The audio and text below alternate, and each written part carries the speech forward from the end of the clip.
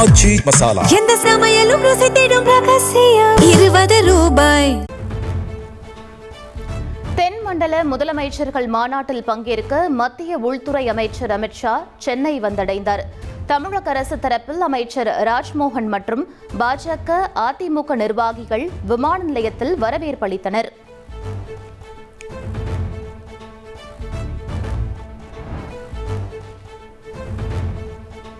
சென்னை கோவளத்தில் மத்திய உள்துறை அமைச்சர் அமித்ஷாவுடன் முதலமைச்சர் விஜய் சந்திப்பு. இரவு விருந்தில் பங்கேற்ற நிலையில் மாநில நலன் சார்ந்த பிரச்சினைகள் குறித்து ஆலோசனை.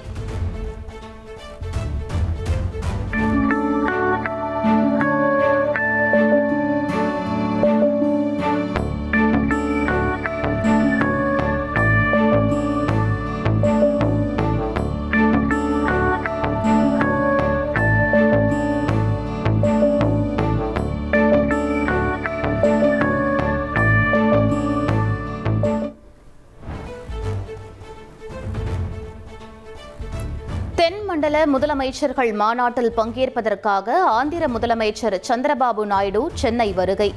இரவு விருந்தில் தமிழக முதலமைச்சர் விஜய், ஆந்திர முதலமைச்சர் சந்திரபாபு நாயுடு, தெலுங்கானா துணை முதலமைச்சர் பிபி மல்லு உள்ளிட்டோர் பங்கேற்றனர்.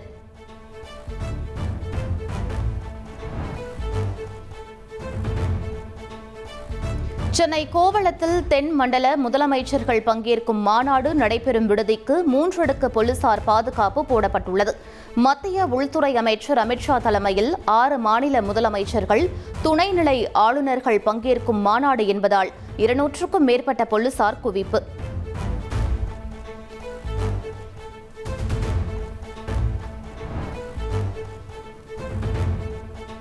சென்னை வருகை தந்துள்ள மத்திய உள்துறை அமைச்சர் அமித்ஷா மாமல்லபுரத்தில் உள்ள பல்லவர் கால புராதன சின்னங்களை இன்று பார்வையிடுகிறார். பாதுகாப்பு கருதி காலை 11 மணி முதல் மாலை 5 மணி வரை மாமல்லபுரத்திற்கு வெளியூர் மற்றும் சுற்றுலா வாகனங்கள் வர தடை விதிக்கப்பட்டுள்ளது. அனைத்து சட்டமன்ற உறுப்பினர்களுக்கு அரசு சார்பில் கார் வழங்கப்படும் என முதலமைச்சர் விஜய் அறிவித்துள்ளார். காருக்கு எரிபொருள் நிரப்பவும், ஓட்டுநர் ஊதியம் மற்றும் பராமரிப்பு செலவுக்கு மாதம் 75,000 ரூபாய் வழங்கப்படும் என்றும் முதலமைச்சர் கூறியுள்ளார். தங்களது தொகுதி மக்களின் குறைகளை கேட்டறியவும், அரசு திட்டங்கள் மக்களை சென்றடைவதை கண்காணிக்கவும் தங்களின் தொகுதி முழுவதும் தொடர் பயணங்களை சட்டமன்ற உறுப்பினர்கள் மேற்கொள்ள வேண்டியுள்ளது. பொருளாதார பலம் இல்லாமல் சட்டமன்ற உறுப்பினர்களாக பணியாற்றும் மற்றும் முதலாக சட்டமன்ற உறுப்பினர்களாக தேர்வு செய்யப்பட்ட உறுப்பினர்கள் தங்களது மக்கள் பணியை தோய்வின்றி தொடர்வதற்கும், அவர்கள் தங்களின் தொகுதி பணிகளை திறம்பட மேற்கொள்வதற்கு வசதியாக அனைத்து சட்டமன்ற உறுப்பினர்களுக்கும் அரசு சார்பில் வாகனம் வழங்கப்படும் என்பதை மகிழ்ச்சியோடு தெரிவித்துக் கொள்கிறேன். எம்எல்ஏக்கள் தங்கள் உதவியாளர்களை நியமிக்க மாதம் 25,000 படி வழங்கப்படும் என தெரிவிக்கப்பட்டுள்ளது. விசிக எம்எல்ஏ ஜோதிமணியின் கோரிக்கையை ஏற்று 110 விதியின் கீழ் முதலமைச்சர் விஜய் அறிவித்துள்ளார். அரசு வாங்கி வழங்கும் வாகனத்தை பராமரிக்கும் விதமாக வாகனத்திற்கு ஓட்டுநர், எரிபொருள், வாகன பராமரிப்பு உள்ளிட்ட செலவினங்களுக்காக மாதந்தோறும் ரூபாய் 75,000 வாகனப்படியாகவும்,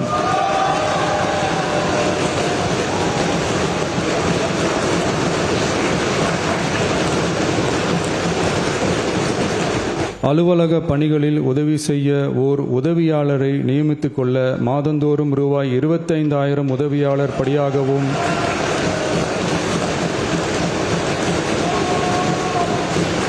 வழங்கப்படும்.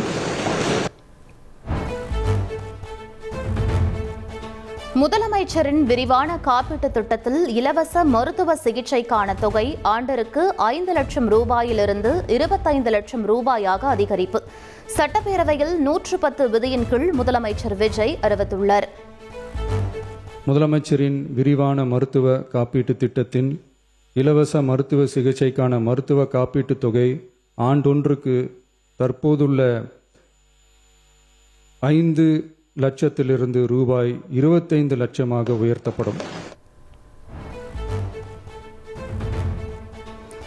கடந்த கடந்த 2 ஆண்டுகளில் சமூக வலைதளத்தில் வாடகை வாய் மூலம் கண்டபடி விமர்சித்தார்கள். ஆனால் மக்களுக்காக எல்லாவற்றையும் பொறுத்து கொண்டோம் என அமைச்சர் ஆனந்த் சட்டப்பேரவையில் பேசினார். விமர்சனங்களை கண்டு கொள்ளாதே, நாம் முன்னேறி செல்வோம் என முதலமைச்சர் விஜய் தங்களிடம் கூறியிருப்பதாகவும் அவர் தெரிவித்தார். இந்த யூடியூப்ல கடந்த 2.5 வருஷமா அவரை திட்டாத திட்டில்லை. அதுலேயும் இந்த யூடியூப்ல டிவியில் வாடகை வாயிலாம் இருக்குது. அந்த வாய் என்ன பேசணுமோ அவ்வளவும் பேசும். தமிழகத்தில் 4 மாவட்ட அணைப்பகுதிகளில் ரூபாய் 48 கோடியில் சுற்றுலா வளர்ச்சி பணிகள் மேற்கொள்ளப்படும் என அமைச்சர் ராஜேஷ்குமார் அறிவிப்பு. கொடைக்கானல், ஊட்டியில் ரோப்கார் அமைத்திட சாத்தியக்கூறுகள் ஆய்வு செய்யப்படும் எனவும் தெரிவித்துள்ளார்.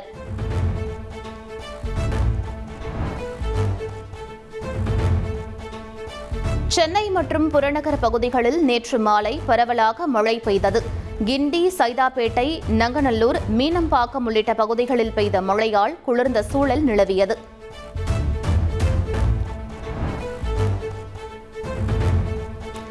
மோட்டார் வாகன ஆய்வாளர் பணிக்கு செப்டம்பர் 1 முதல் 3ஆம் தேதி வரை நேர்முக தேர்வு நடைபெறும் என டிஎன்பிஎஸ்சி அறிவிப்பு.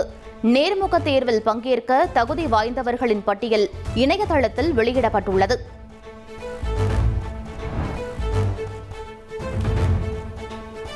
ஆறு முதல் 10ஆம் வகுப்பு வரையிலான மாணவர்களுக்கு புதிய வரைவு பாடத்திட்டங்கள் தயாராக இருப்பதாக மாநில கல்வியியல் ஆராய்ச்சி நிறுவனம் அறிவித்துள்ளது.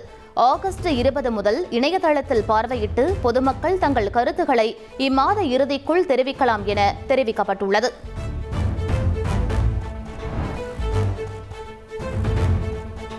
அரசு பேருந்துகளில் நடத்துனர்களை நியமிக்க உத்தரப்பிரதேசத்தைச் சேர்ந்த நிறுவனத்திற்கு நியமிக்க டெண்டர் வழங்கப்பட்ட விவகாரம். தமிழ் கட்டாயம் என நிபந்தனை இருப்பதால் வட மாநிலத்தவர்களை பணியமர்த்த முடியாது என போக்குவரத்து கழகம் விளக்கமளித்துள்ளது.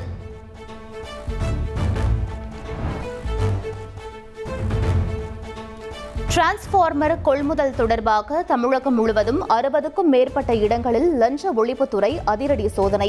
முக்கிய ஆவணங்கள், டிஜிட்டல் ஆதாரங்கள் மற்றும் பிற ஆவணங்கள் கைப்பற்றப்பட்டிருப்பதாக தகவல்.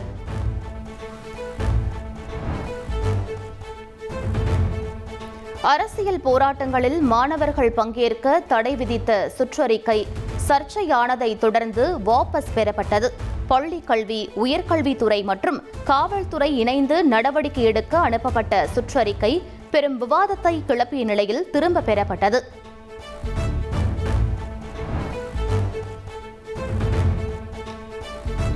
தலைமை செயலகத்தின் நாமக்கல் கவிஞர் மாளிகையின் 10வது தள பணிகளில் ஒப்பந்த விதி மீறல் இருப்பதாக வெளியான தகவல் தவறானது என தமிழக அரசு விளக்கமளித்துள்ளது. கூட்ட அரங்கு தளவாடங்களை அகற்றும் பணியே நடைபெற்றது என்றும் 10 கோடி ரூபாய்க்கு குறைவான பணிகளுக்கு 15 நாட்கள் அவகாசம் வழங்கி விதிகளின்படியே ஒப்பந்த புள்ளி கோரப்பட்டிருப்பதாகவும் தெரிவிக்கப்பட்டுள்ளது.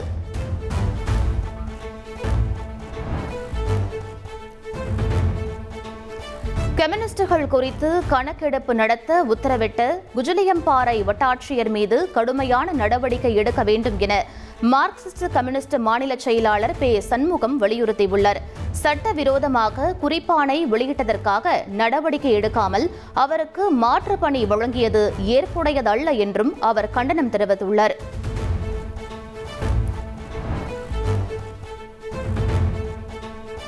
நீட் தேர்வுக்கு எதிராக திராவிடர் கழகம் நடத்த திட்டமிட்டுள்ள இருசக்கர வாகன பேரணிக்கு இன்று அனுமதி வழங்கப்படும் என சென்னை உயர்நீதிமன்றத்தில் காவல்துறை தரப்பில் தெரிவிக்கப்பட்டுள்ளது. முன்னதாக நெல்லையில் கி. வீரமணி தலைமையில் மாநாடு நடத்த அனுமதி அளிக்கப்பட்ட நிலையில் பைக் பேரணி வழக்கு விசாரணையை நீதிபதி லட்சுமி நாராயணன் இன்றைக்கு ஒத்திவைத்துள்ளார்.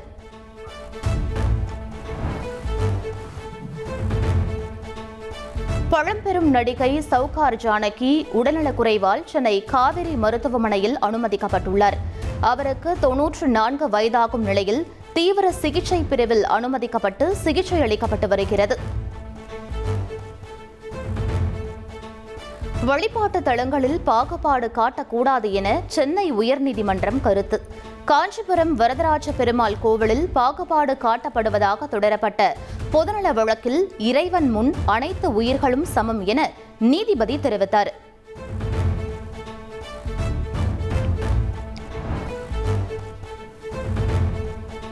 இலங்கைக்கு எதிரான முதல் டெஸ்ட் கிரிக்கெட் போட்டியில் இந்திய அணி 165 ரன்கள் வித்தியாசத்தில் அபார வெற்றி.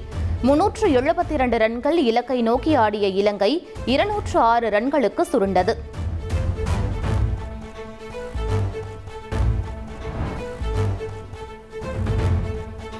TNPL கிரிக்கெட் போட்டியில் திண்டுக்கல் டிராகன்ஸ் அணியை 28 ரன்கள் வித்தியாசத்தில் வீழ்த்தி திருச்சி கிராண்ட் சோலாஸ் அணி அபார வெற்றி பெற்றது. மழை குறுக்கிட்டதால் ஆட்டம் 19 ஓவர்களாக குறைக்கப்பட்ட நிலையில் இந்த வெற்றியின் மூலம் திருச்சி அணியின் பிளே ஆஃப் வாய்ப்பு பிரகாசமாகியுள்ளது.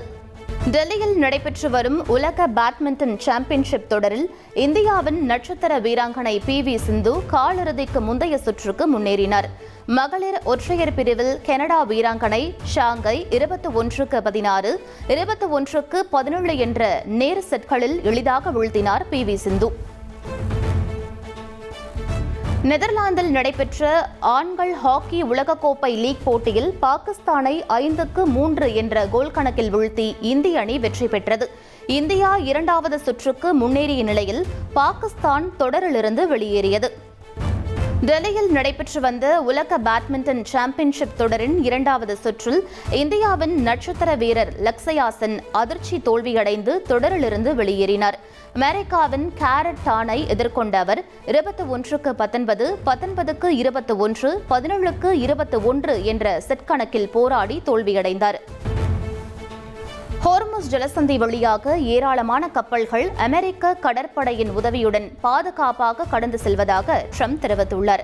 ஈரானின் ட்ரோன் தாக்குதல்கள் இருந்தாலும் அமெரிக்க கடற்படை அந்த பகுதியை தனது முழு கட்டுப்பாட்டில் வைத்திருப்பதாகவும் அவர் கூறியுள்ளார்.